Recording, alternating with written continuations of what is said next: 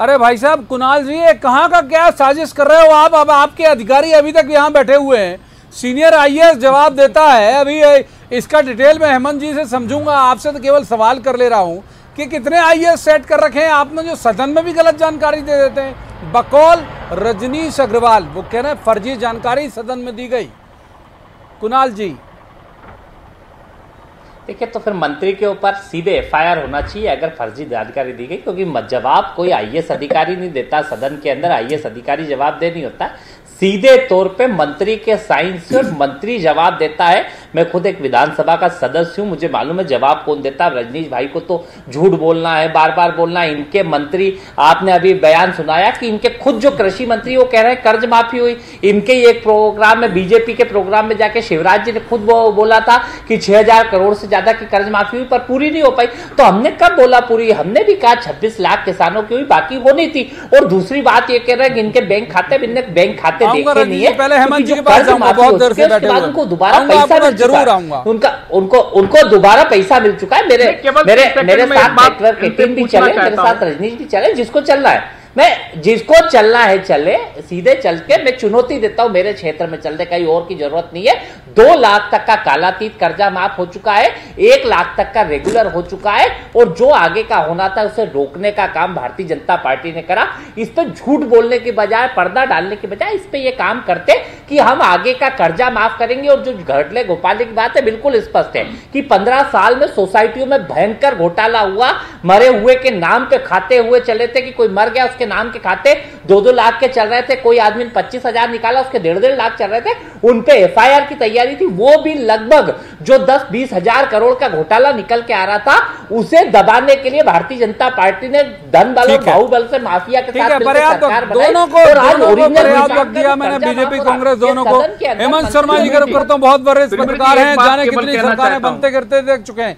हेमंत जी, रंजीत जी please, ये अंताक्षरी हो जाएगी सर। चलो अच्छा जल्दी से बोलो, आप बोलो जल्दी से, फिर हेमंत जी की बात चलेंगे। बोलिए बोलिए बोलिए। कहना चाहता हूं, ये कह रहे थे केवल मंत्री के मंशा से जवाब दिया जाता है, तो ये बताएं कि दिग्विजय सिंह जी जो उमंग सिंगार जी को ज्ञान दे रहे थे, जयवर्धन जी जवाब दे रहे थे, पत्र लिखा था, जो जवाब सज्जन सिंह वर्मा जी ने दिया था, जो जवाब बाला बच्चन जी ने दिया था, सचिन यादव जी ने दिया था, और उनको नकारने का काम किया था, वो क्या था जी मामला? उस समय आप विधानसभा में सदस्य नहीं थे क्या माननीय विधायक जी?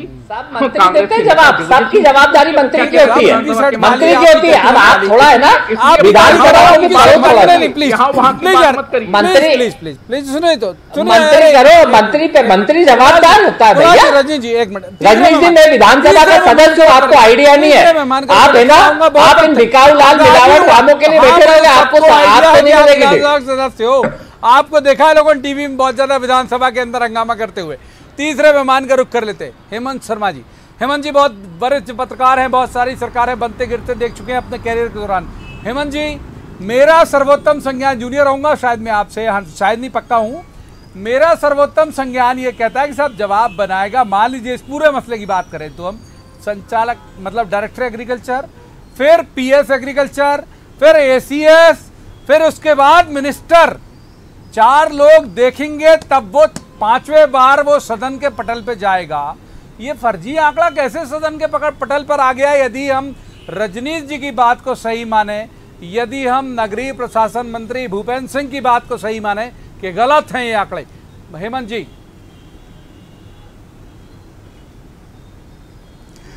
देखिए प्रवीण जी, आप भी इतने सालों से राजधानी की पत्रकारिता को बहुत इतने गौर से जो है देख रहे हैं, और लगातार विधानसभा कार्रवाई भी आपने भी देखी, हमने भी देखी है। एक जवाब इस तरह किसी एक व्यक्ति की गलती से कभी भी सदन के पटल पे नहीं रखा जा सकता।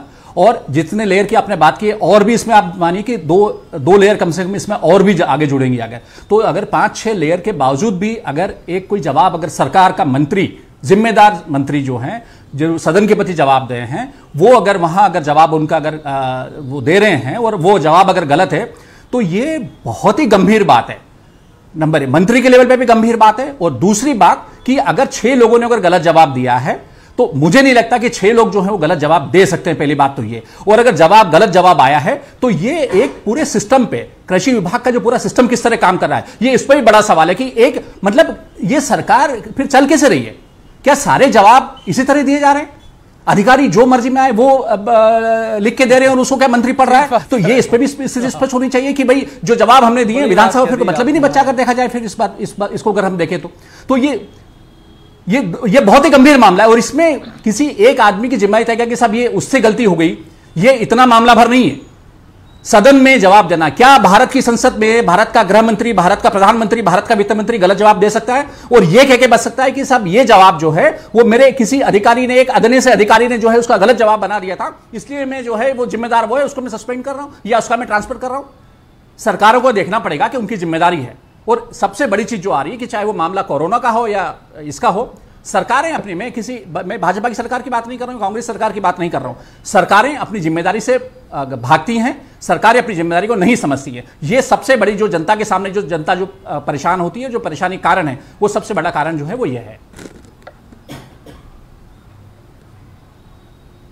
ठीक है, रजनीश अग्रवाल जी का रुख करते हैं। रजनीश जी, संजीव सिंह नाम उच्चारित कर देता हूं अब मैं बाकायदा, संजीव सिंह का कल ट्रांसफर हुआ, क्या वजह यही है? दूसरा जो हेमंत जी कह रहे हैं और जो मैंने भी हेमंत जी से पूछा था, आपसे पूछता हूं, 4 लेयर पार करनी पड़ती है साहब। मेरा सर्वोत्तम संज्ञान पत्रकारिता का 25 साल का अनुभव ये कह रहा है कि साहब पीएस देखेगा, एसीएस देखेगा, मंत्री देखेगा।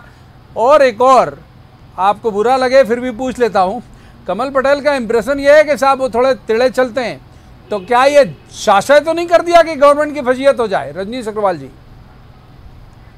नहीं, कमल पटेल जी तो वो व्यक्ति हैं जो उन्होंने कहा कि किसानों के साथ में धोखाधड़ी करने वाले कमलनाथ जी के खिलाफ किसानों को एफआईआर करवाना चाहिए। तो वो तो सीधे हैं और किसानों के साथ खड़े हैं, पहले भी किसानों के साथ थे, अब भी किसानों के साथ हैं। दूसरी बात है कि अगर ये इस प्रकार के सवाल उठे टैक्स कमेटियों का, मैंने कहा आपसे, दूसरी बात इनकम टैक्स पे जो लोग हैं उनके ये बारे में इस प्रकार की बात आई, नेताओं के सगे संबंधियों के बारे में बात आई और खुद कांग्रेस के लोगों ने कही, आप मीडिया के लोगों ने ग्राउंड जीरो पर जाकर कहा जिन किसानों का नाम प्राइम ड्राइव में है उन किसानों को का कर्जा माफ नहीं हुआ, उनके दस्तावेज बताते हैं। कई रीजनल चैनल्स ने इस प्रकार की कवायद की है।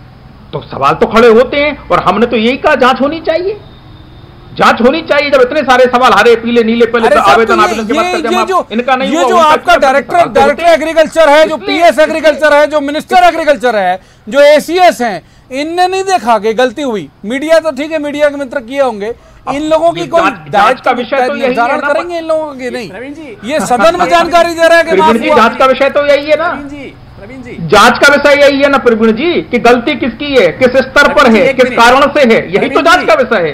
अगर यही फैसला निर्णय करना होता तो बात ही अलग होती। और मैंने कहा ज्ञान दे रहे हैं कुणाल चौधरी, बहुत प्रसन्न मत होइए आपके बारे में पूछे, सज्जन सिंह वर्मा जी से पूछे, सचिन यादव जी से पूछे, उमंग सिंगार जी से, जयवर्धन जी से पूछे, जो समय के सत्रों में कांग्रेस की सरकार आई थी और उस समय जवाब आए थे, उस समय क्या बोला था? किसी को कांग्रेस की हो, बसपा की हो, भाजपा की हो, तो इनका ज्ञान कहां से बदल गया? सवाल करते हैं, इनका ज्ञान कहां से बदल गया हर हालत में? तो इनका ज्ञान कहां से बदल गया? कल कुछ और बात कर रहे थे, आज कुछ और बात कर रहे हैं।